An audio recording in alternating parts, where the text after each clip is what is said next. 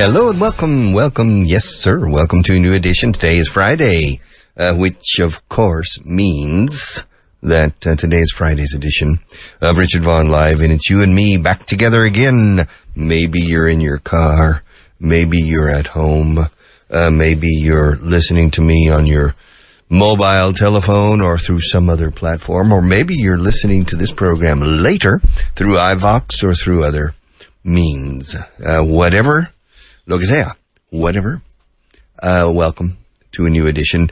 I want to offer a warm welcome. Yes, cálido bienvenido. Caloroso bienvenido. A warm welcome to Richard Vaughan Live and to Vaughan Radio. Our objective is to teach English and to help people understand English better, to help people improve and progress with the English language, etc., etc. And many people have. Many people express their appreciation. For example, tomorrow, today's Friday, right? Okay, tomorrow is Saturday. Yes. Which means that I have to go to the book fair. I have to go to the book fair and smile and be nice, which is fine. I enjoy that. From tomorrow is Saturday. What's the date tomorrow exactly? Today is the 14th. Mañana día 15, no? Tomorrow is the 15th of June. And I will be at the book fair tomorrow, 15th of June, from 7 p.m. to 9 p.m. 7 to 9 in the evening. So if you're planning to go to the book fair and you would like to meet me and talk a little bit, well, tomorrow's an opportunity. Between 7 p.m. and 9 p.m. The following day, on the 16th, Sunday, I'll be back there. This is the last weekend. This is your last chance. Yes. And on Sunday, the 16th, I will be there from 12 to 2. 12 to 2. Last weekend, I did the same thing, although I went to visit a different caseta last weekend in addition to Caseta 337 de Vaughan, 337. And I went to visit a good friend who was working now with José Luis García, the famous Spanish film director. And I had the opportunity to meet José Luis. Escuchen un momento lo que estoy diciendo. En inglés muy fácil de entender. I had the opportunity to meet José Luis García. Now listen, I got to meet José Luis García. To get to, tiene dos significados. Bueno, to get to has basically two meanings. One is llegar a. To get to Madrid, to get to school, to get to work, etc. Se dice a diario 8 veces. To get to. Now, to get to is also to have the opportunity to. ¿Tuviste la oportunidad de conocer a José Luis? Did you get to meet José Luis? Se usa mucho hasta los niños pequeños. I remember in my first years teaching English, maybe 1979, 1980, in those first 5 or 6 years of teaching English, I remember once I was on vacation back in the U.S., back in the States, and I was somewhere in a public place, maybe a shopping mall, maybe a department store. And I remember there was a mother with her little boy. And the little boy was probably 3 years old. Very, very little. And the little boy said, Mommy, will I get to go to the amusement park? Will I get to go to the amusement park? Will I get to go? De 3 añitos decía, ¿tendré la oportunidad de ir al parque de atracciones? Well, or will we? Will we get to go? And so already I noticed that very common way of speaking, and I realized that I never teach it. However, it's used a lot. Will we get to see him? ¿Podremos verle? So, will we be able to see him? Will we have the opportunity to see him? Will we get to see him or not? Hey, if you come, maybe you can get to speak to a movie star. You never know. All right. So listen, tomorrow, from 7 to 9 p.m., I will be in the book fair, the book stall or book stand, number 337. That's tomorrow, Saturday, the 15th, from 7 to 9 p.m., and the following Sunday, the next day, from 12 to 2 in the morning, before lunch, just before lunch. I'll be at the book fair. I'll walk there. It takes me about 20 minutes on foot to get there. Como llegar.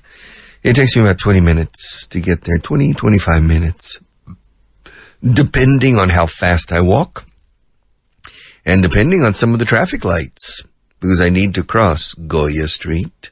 Let's see. Yes, I need the major avenues, major streets, principales calles, major streets. I need to cross 3. I need to cross 4, really. I need to cross Goya. I need to cross Alcalá Street. I need to cross O'Donnell Street. And then I need to finally cross Menendez Pelayo Street before actually entering the park. Porque digo actually. Actually means antes de entrar de verdad. Actually entering the park, Retiro Park. And then from the entrance on Menendez Pelayo, it takes me, I would say, 7 minutes maybe to reach the book stand or book stall 337, where we have the Vaughan collection. And so I'll see you tomorrow in the book fair, 7 to 9 in the evening. Very nice evening. I don't know what the weather report is. Let's check the weather, shall we? What will the weather be like tomorrow? Let's see. Let's look at Tiempo Madrid. Let's look at the weather for the weekend. Saturday, no rain at all. A high temperature of 27 degrees and a low of 13, which means that probably, by the time you get to the book stall 337 tomorrow, at 7 p.m., the temperature will probably be 25 degrees. Because 7 p.m. in Spain in the summer is the equivalent of 5 p.m. solar time.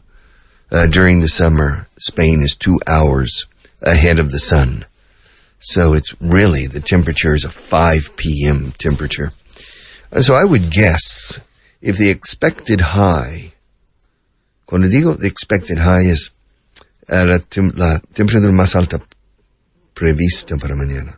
The expected or forecasted high for tomorrow is 27 degrees centigrade. Then I would predict that by 7 p.m. tomorrow, the high will have fallen to 25 degrees.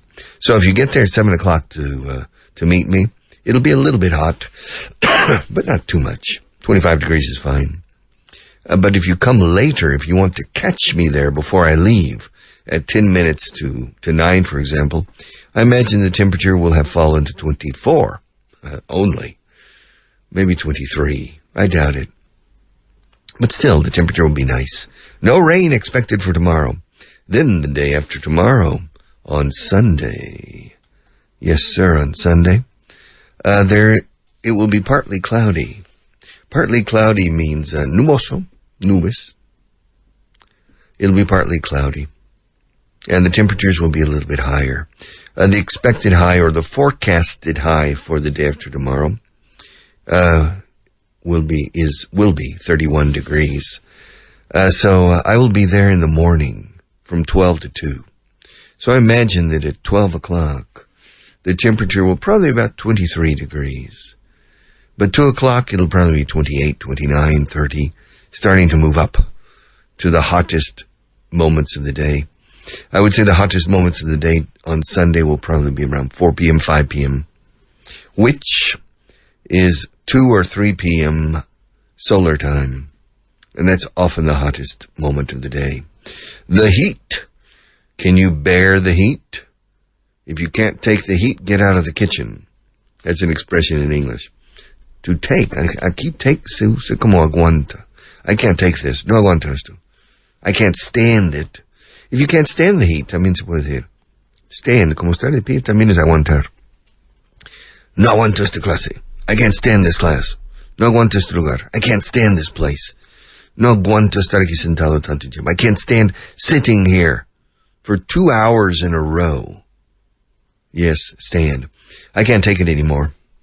Ya no aguanto esto. I can't take it anymore. Yes, I can't take it anymore. But some people can't take the heat. Some people say, uy, qué calor, no lo aguanto. And they almost faint. Faint is desmayarse of a sunstroke. But nevertheless, there's an expression in English, if you can't take the heat, get out of the kitchen. Or if you can't stand the heat, get out of the kitchen. It's a metaphor of sorts. Of sorts means de alguna manera. If you can't, a ver si es más take o stand. If you can't take the heat, si no puedes aguantar el calor, sal de la cocina. If you can't stand the heat, get out of the kitchen. Means that if the task you need to perform is producing too much pressure for you, well, you're in the wrong job, in the wrong department, in the wrong company, and you need to get out of the way. Quítate en medio porque estás. Yes. If you can't stand the heat, get out of the kitchen. Don't persist with a task. No persistas. Don't persist. En inglés también se dice persist, persistir. Don't persist with a task if the pressure of it is too much for you. The implication being that if you can't cope, you should leave the work to someone who can. If you can't cope, beautiful word, cope, cope, como la cope, cope. Cope means si no puedes, lidiar con esta situación, si no puedes, it's difficult to translate that word cope. To cope. To cope with, se dice. Aquí dice superar, salir adelante. No. Sobrellevar, sí, eso sí más. Se acerca más. Sobrellevar. To cope with something. Por poderlo. It's more psychological. For example, if Nacho gets ill, and then Juanjo takes over, and Juanjo is ill too, both of them, and then Tino takes over, and there's a mess in the control room. After 2 weeks, I just say, look, I can't cope with this. I'm starting to lose my cool. To lose my cool is pierdo la calma. Ya empiezo a desatinar. And I'm losing my cool. I can't cope with this. Cope. So to cope with something, this is very common, quite important to know this verb or to recognize it when people use it. To cope with these issues, to cope with these problems. That means poder lidiar, torear estas cosas, pero sobrellevarlos psicológicamente. It's a psychological question, more than simply an ability question. For example, if the door is broken, I don't know how to fix it. I cannot repair a broken door. Los goznes, or what do you call the goznes? There's another word, las bisagras. Yeah, if the, ¿cómo se dice bisagra en inglés? The door hinges. Hinge. Binge, hinge. H-I-N-G-E. Inge, con H. Hinge. Hinge is el gozne o la bisagra de la puerta. Now, normally, of course, we say it in the plural. The hinges. Las bisagras. Bisagra es con V, creo, Nacho. No, es con B. Es con B. Bisagra. Yes. So, the hinge. But it's interesting because hinge is used as a verb. The verb to hinge. And we use it a lot. It hinges on. Depende de. Pero depende mucho de. Gira en torno a esto. Y puedes caer de un lado a otro. It hinges on whether, it hinges on the outcome. Sí, depende del desenlace del asunto es X. It hinges on the outcome of the X situation. And we'll say it depends. But it hinges on es más inseguro. It depends on, decimos a diario, it depends on this, it depends on that. It depends on. In the 1970s, when I first started teaching English, the students I had who were intermediate or low intermediate never said depende de correctly. They always say it's depend of. I don't know why. It's instead of it. And no, it's depend, sin la S al final, depends. Y luego of, depende de, como en castellano. En inglés depende en. No, sobre, it depends on. And finally, I got so irritated with this mistake that I started, for the first minute of the class, every student had to repeat 10 times. Okay, Tomás, repeat. It depends on. It depends on. Repeat. It depends on. It depends on. It depends on. It depends on. And, okay, Manolo, repeat. It depends on. We did it every day, the first minute or two, for 2 months. And then I had that caused an unexpected problem. Because then when my students wanted to say, bueno, depende, y dejarlo ahí, they said, well, it depends on. I said, no, perdón, it depends. Sin el on. Si no vas a seguir la frase, it depends on you, it depends on me, it depends on Nacho, it depends on the current situation, it depends on the weather, it depends on the outcome, this and nothing. It depends on this, it depends on that. Pero luego si dices, no, depende, it depends, it depends, it depends, it depends, it depends. Yes. And there used to be, I don't remember, there used to be something in Spanish called y depends, and I can't remember from what piece of work that was. But in any case, I'll try to look into it during the break. It depends on you, it depends on me. But it hinges on repito, las bisagras. Claro, el movimiento de la puerta depende de los bisagras, o sea, pivota sobre las bisagras. So it hinges on the hinges in this case. And so we use it figuratively. It hinges. It hinges on the outcome. We'll see. Ya veremos lo que pasa. We'll see what happens. It depends on this, it depends on that. What does the future depend on? The future depends on our ability to keep things under control and to promote and to support the entrepreneurial spirit in a country and the innovative spirit. Our future, if we want to have a bright future,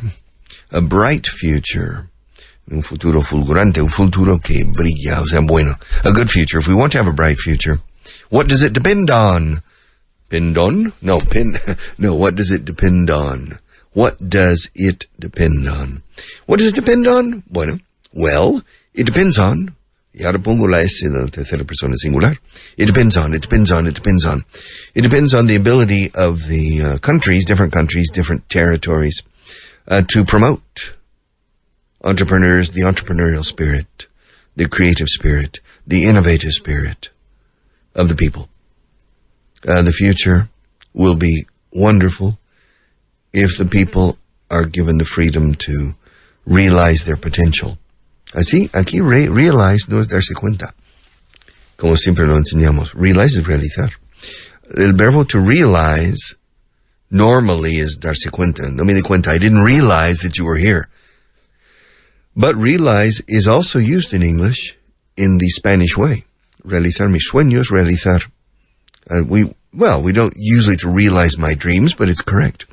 To realize con potencial, sí. Realizar tu potencial. To reach your potential. To realize your potential. And if you allow the people to realize their potential, many of them will. And many of them will generate incredible amounts of wealth for themselves, of course, but for many other people and for the country. Some people won't. That's the problem with capitalism. It causes inequality. But socialism is worse because it's equality for everybody, but a boring, poor equality. It's interesting debate.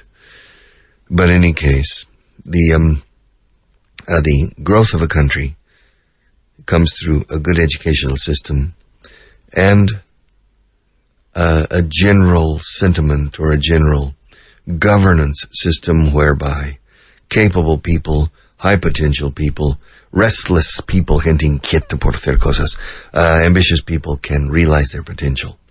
And you'd be surprised how quickly, boom, a country can change. Look at China. In only 20 years, from 1980 to the year 2000, China changed 500%, 1,000%. It was incredible. And today, of course, 19 years later, it continues to be incredible. In fact, many people are afraid of the potential power of China now. But in 1980, China was poor. China was dark. But in 20 years, China was surprising everybody. Why? Because Deng Xiaoping, the Chinese leader after Mao, the first important leader after Mao Zedong, he freed up. To free is liberar, to free. To free up también. Pero free up is más figurado. He freed up the potential of the people. He said, make money. Make money. Hacer dinero. Enriqueceos. Yeah. Make money. And they did. They did.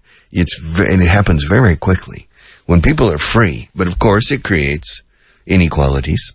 Some people are more prepared perhaps, or psychologically, intellectually, or maybe because of their upbringing and family, they're better prepared to succeed and others are not.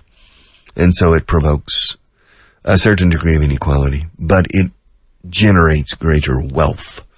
And in the end, there's greater wealth and greater well-being than in a socialist economy where everybody's basically equal in igual de pobreza todos.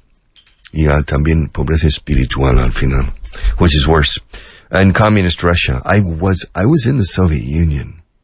When I was 20 years old, I took a trip to Russia, to the Soviet Union, because I visited Kiev, the capital of the Ukraine, which at that time was one of the most important Soviet socialist republics. And I spent 3 weeks, I spent probably 20 days in Moscow, Kiev, and Leningrad, which today, of course, is St. Petersburg. And it was a gray, sad way of life.